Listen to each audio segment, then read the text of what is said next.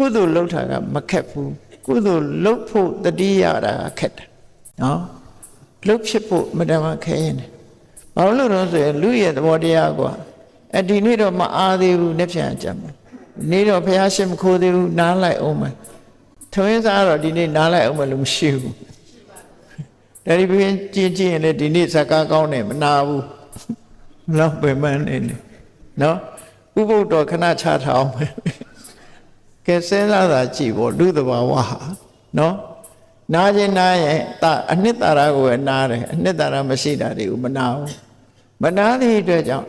ကိုယ်ကိုယ်နဲ့စဉ်းစားကြည့်ဩငါတို့ကအနှစ်မဟုတ်တာကိုအနှစ်လို့ထင်နေပါလားလို့ဆိုရက်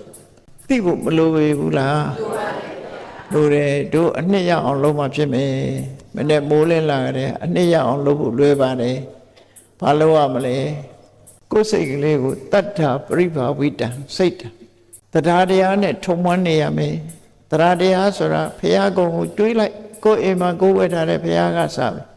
ဘုရားကိုကြည်ညိုတဲ့စိတ်တွေနဲ့စဉ်းစားကြည့်လိုက်ဩမြတ်စွာဘုရားဆိုတာအမှန်တရားကိုဟောလို့ဘုရားဟောလို့တို့ကုသိုလ်အကုသိုလ်သိရတာပါလားတန်တရားဥကလွတ်တဲ့ဤတွေငါတို့သိရပါတာပါလားဆိုပြီးတော့ဘုရားရဲ့ခုံတွေကိုအာရုံပြုလိုက်လို့ရှင်စိတ်ထဲမှာကြည်နူးတဲ့တရားတရားတွေဖြစ်လာတယ်အဲ့ဒီတဏ္ဍာနဲ့ကိုယ်စိတ်လေးကိုထုံမွမ်းပေးထားလိုက်နောက်တစ်ခါသီလပရိဘာဝိတသီလနဲ့ထုံမွမ်းလိုက်၅ပါးသီလလေးခံပြီးဒီကနေ့တော့၅ပါးသီလငါမကြိုးဘူးနော်ပါဏာတိပါဒကလုံးတယ်လုံးယုံနေမကဘူးပါဏာတိပါဒကရှေ့ဆက်လုံးเสียရှိတယ်နော်သူများတဲ့တတ်ချင်းမှရှောင်းမဤလို့ဒီတစ်ခုတည်းနဲ့မပြီးသေးဘူးနှမျိုးလာတယ်ဆိုတာတတိထားနော်ရှောင်းခြင်းနဲ့လှုပ်ဆောင်ခြင်းနှစ်ခုရှိတယ်ရှောင်းရမှနဲ့လှုပ်ဆောင်ရမှ